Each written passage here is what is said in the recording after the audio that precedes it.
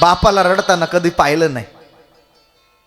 मुलीचं लग्न जमत नाही ना, माय भाकरी करताना विचार करते माझ्या ताईचं कसं होईल, रडते भाकरी करता करता.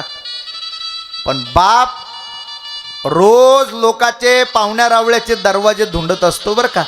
का माझ्या लेकीला चांगलं सासर मिळालं पाहिजे. रात्रंदिवस लोकांची उमरं झिजवतो, लय प्रेम करतो. बाप काय असतो माहित आहे? बाप म्हणजे जगण्याचं माप, पाठीवरची थाप. कितीही रागवला तरी माया त्याची आमाप, तो म्हणजे बाप.